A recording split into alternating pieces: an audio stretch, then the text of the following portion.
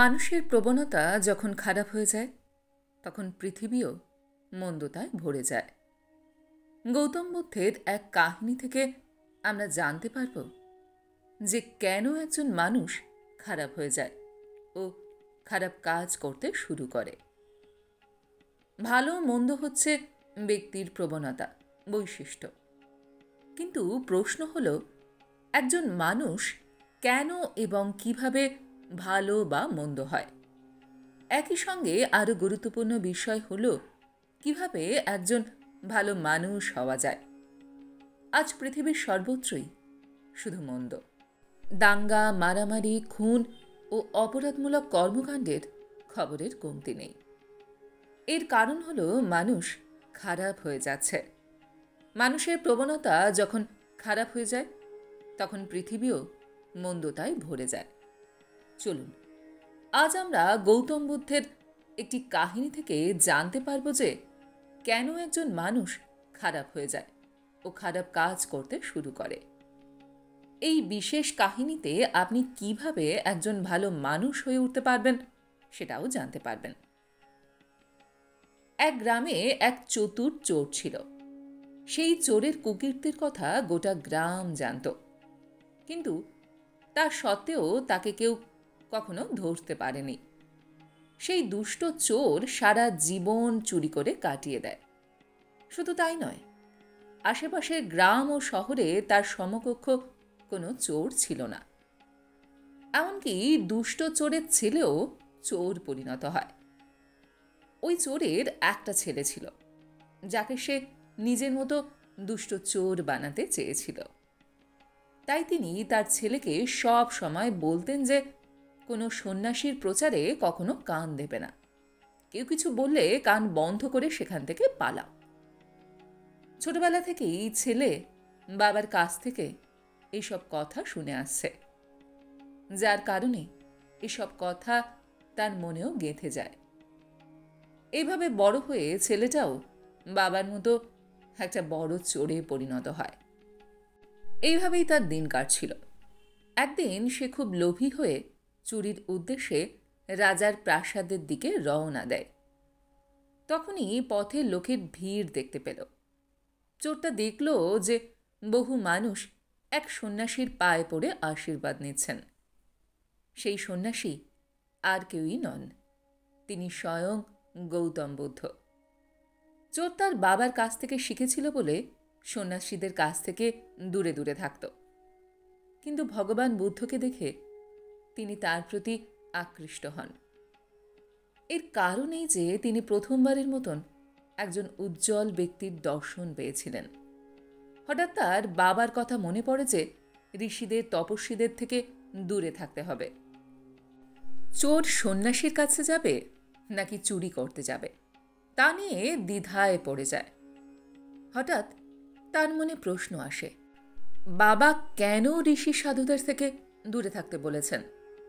উত্তর জানতে একজন চোরও মানুষের মাঝে বসে ভগবান বুদ্ধের বাণীর কথাও শুনতে শুরু করে। বুদ্ধ মানুষকে মিথ্যা বলা ও বিশ্বাসঘাতকতা সম্পর্কে বেশ কিছুক্ষণ ধরে কথা বলেন। জীবনের দিশা ও বাণী শোনা শেষ হলে সবাই যার যার ঘরে ফিরে যায় এবং চতুর চোরও চুরি করতে প্রাসাদে চলে যায়। কিন্তু সারাটা পথ সে ভাবতে থাকে যে সেই সন্ন্যাসীর ধর্মোপদেশে বলা কথাগুলো কেন একবারের জন্য বিবেচনা করা যায় না। এভাবে চুরি করতে রাজপ্রাসাদের দেওয়ালে ঝাঁপ না দিয়ে সে প্রাসাদের গেট দিয়ে প্রবেশ করে। তাকে দেখে প্রাসাদের দারোয়ানরা তাকে থামিয়ে ভেতরে যাবার কারণ জিজ্ঞাসা করে। চোর বলে, আমি চোর, আমি রাজপ্রাসাদে চুরি করতে যাচ্ছি। তার কথা শুনে দারোয়ানরা হাসতে থাকে ও বলে সে নিশ্চয়ই রাজপ্রাসাদের চাকর বা সেবক, তাই তাদের সঙ্গে মজা করছেন। এই ভেবে তারা তাকে প্রাসাদের ভেতরে প্রবেশ করার অনুমতি দেয়। রাজপ্রাসাদে যাবার পর চোর ধনসম্পদ সম্বলিত খিলানের কাছে পৌঁছে ভল্ট ভেঙে টাকা, পয়সা ও গহনা বান্ডিলে ভরে পালাতে শুরু করে। তখনই তার চোখ পড়ে রাজপ্রাসাদের রান্নাঘরের দিকে। রাতের কারণে রাজপ্রাসাদের সকলেই ঘুমানোর ফলে রান্নাঘরে কেউ থাকে না। এদিকে চোর ছিল খুবই ক্ষুধার্ত, তাই রান্নাঘরে গিয়ে অনেক খাবারও খেয়ে নিল সে। এরপর খাওয়া দাওয়া করে সেখান থেকে চোর চলে যায়। এই কারণেই বুদ্ধের উপদেশে শোনা দ্বিতীয় কথাটি তার মনে পড়ে যায় যে যার লবণ খাওয়া হয়েছে তার সাথে বিশ্বাসঘাতকতা করা উচিত নয়। চোরটি মনে মনে ভাবে যে আমি এই রাজবাড়ির নুন খেয়েছি, তাই তার টাকা চুরি করে তার সঙ্গে বিশ্বাসঘাতকতা করব বলেই চোর চুরির টাকা রান্নাঘরে রেখে যেতে শুরু করে। রাজপ্রাসাদে এক ব্যক্তি চোরকে দেখে হঠাৎ করে শোরগোল শুরু করে। পরবর্তীকালে সেই চোরকে পাকড়াও করে রাজামশাইয়ের কাছে নিয়ে যাওয়া হয়। রাজা চোরকে জিজ্ঞাসা করেন, তুমি যখন চুরি করছিলে তাহলে সেই জিনিসপত্র আবার রেখে দিলে কেন? চোর তখন সেই সন্ন্যাসীর বাণীর কথা বললেন। রাজা চোরের কথায় মুগ্ধ হয়ে যান। রাজা চোরকে বলেন, ছোটবেলা থেকে এমন শিক্ষা শুনলে কখনো তুমি চোর হতে পারতে না। কথা বলে রাজা তাকে শাস্তি না দিয়ে চলে গেলেন।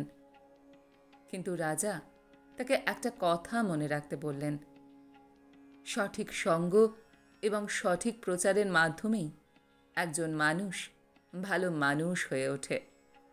ছোটবেলা থেকেই ভুল সঙ্গ ও ভুল শিক্ষা পেয়ে সে খারাপ মানুষ হয়ে যায়। পরিবার এবং প্রচার একজন ব্যক্তির জীবন পরিবর্তন করতে পারে।